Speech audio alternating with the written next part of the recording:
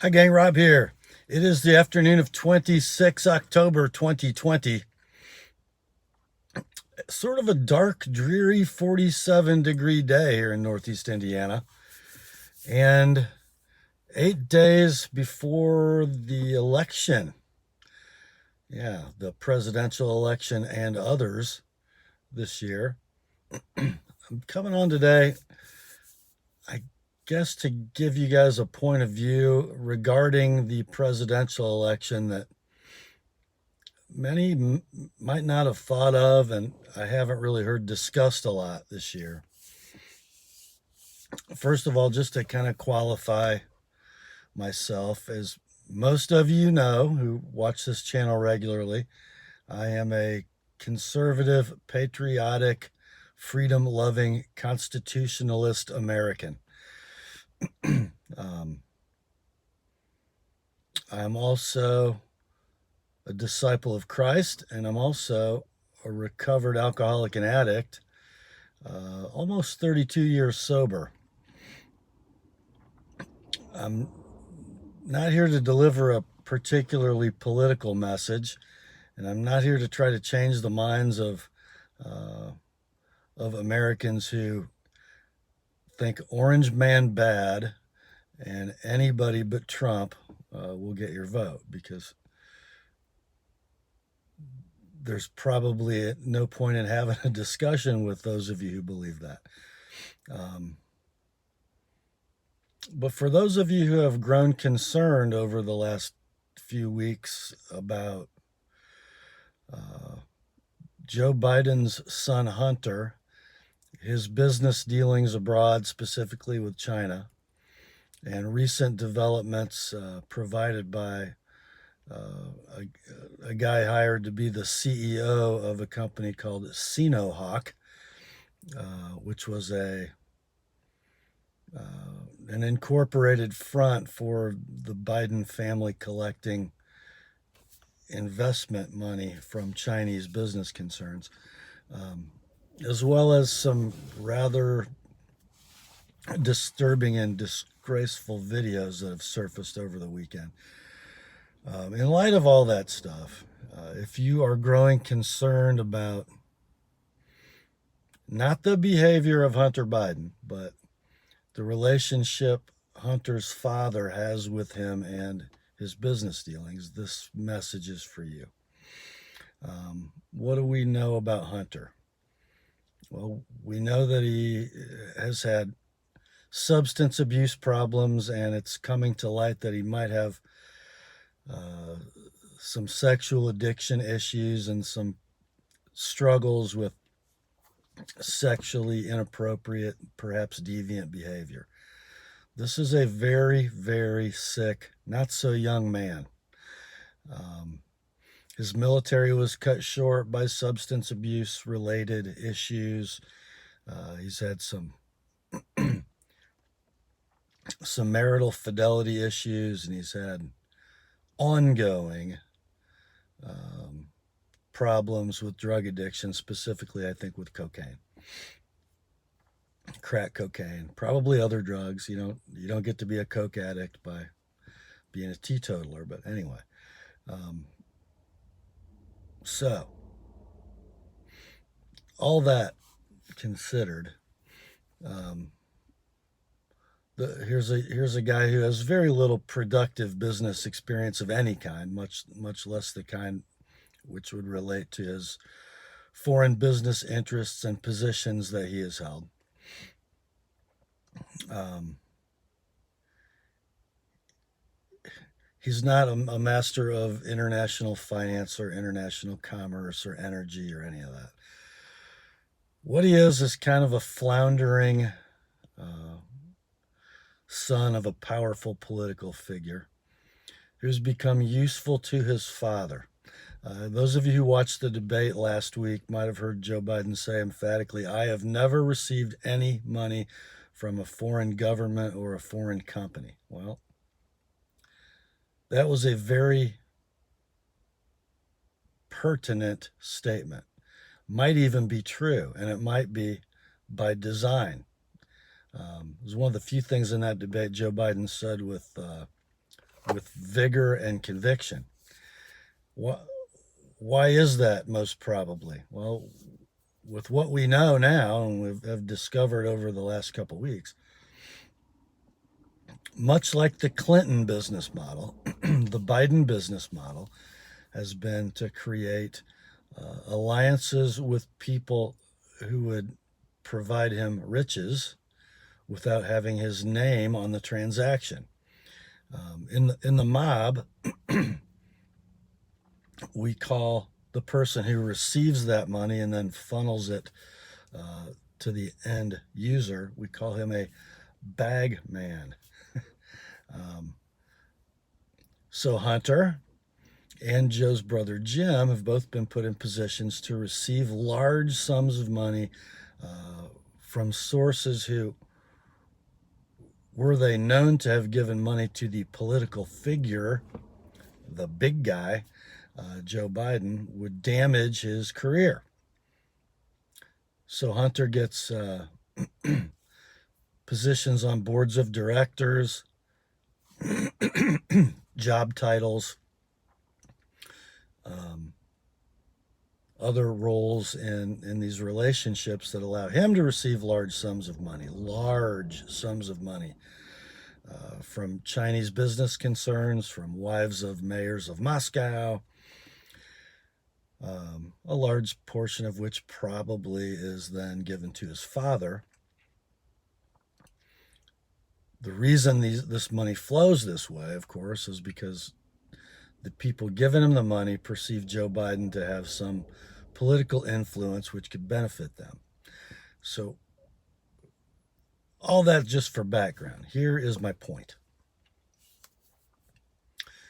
If these things are true, and it looks like they probably are, and when we look at Hunter's background and the positions that he's been given and the money that's flowed into his bank accounts,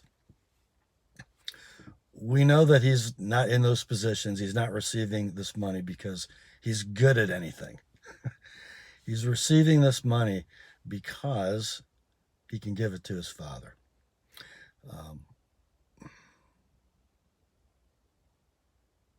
My problem is this. These aren't Hunter's business concerns. These are Joe's business concerns. Let's look at the position Hunter Biden's father has placed him in. He's a guy that struggles with many demons. Bad, severe drug addiction.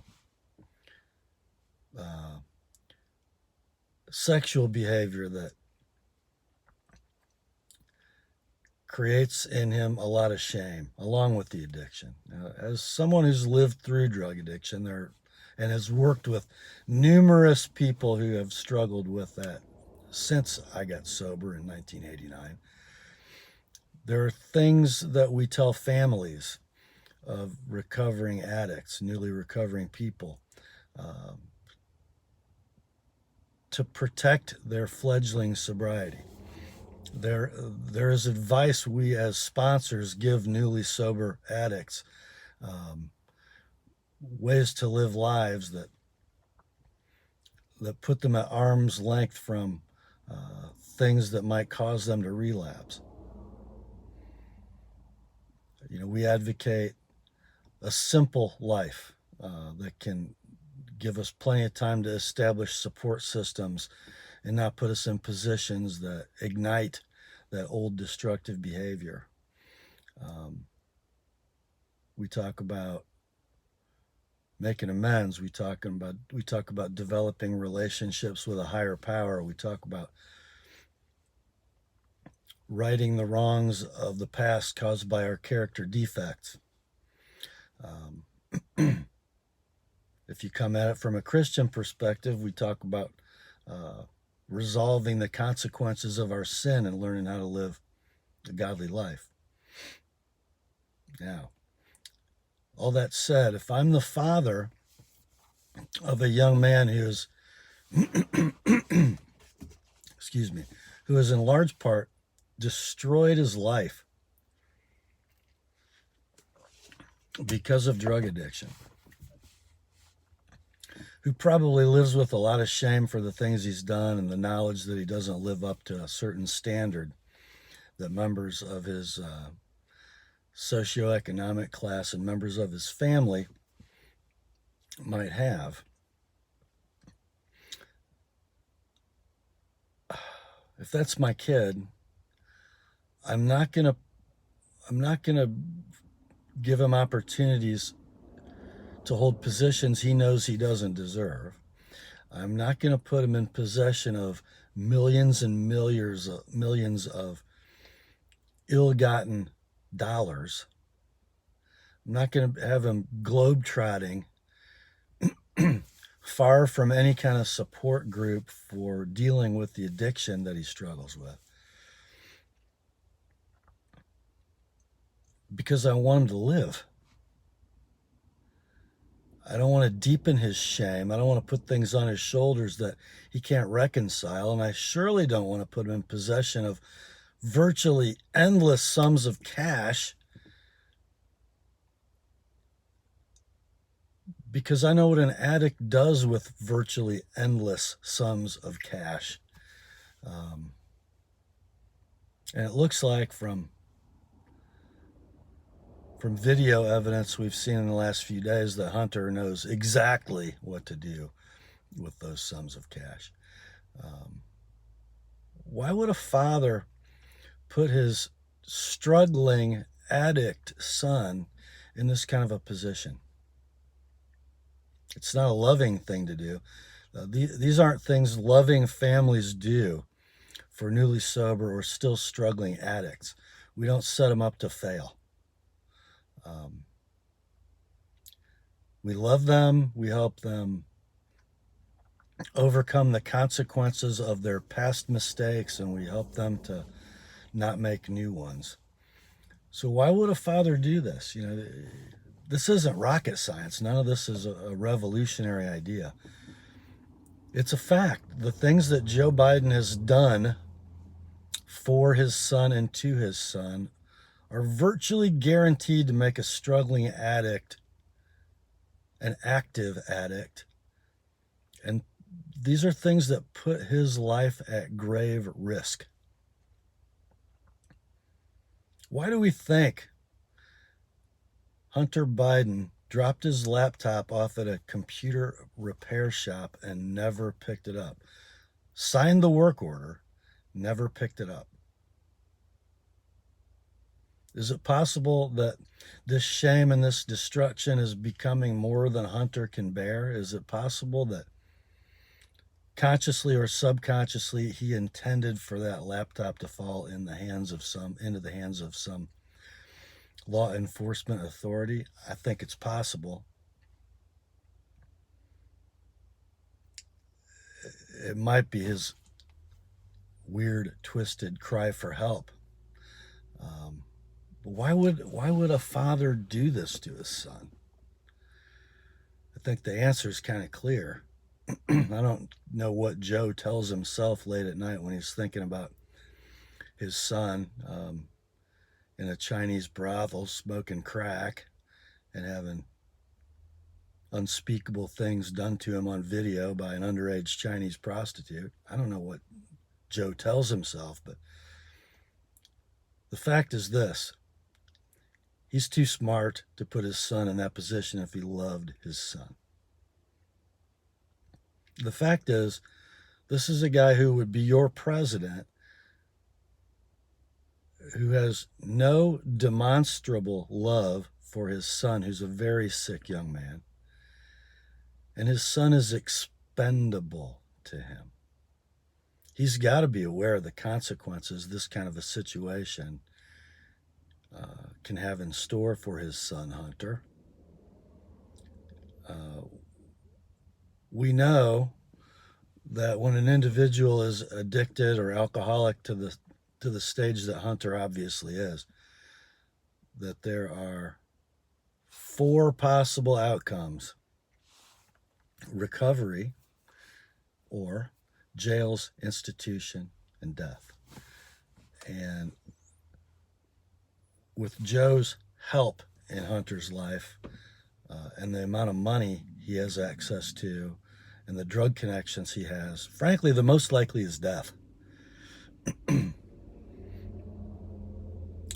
That's how much Joe Biden loves his son Hunter. He puts him in positions that endanger his life by his drug addiction, endanger his freedom by his financial dealings, in the interest of continuing his corrupt, cash-grabbing life as a politician. If that's how much he loves his son, if that's what he's willing to sacrifice in his own offspring to satisfy his greed, what kind of a public servant you think he is as president? I think you know the answer. Just something to consider. We have an election in 8 days. Apparently 58 million people have already voted.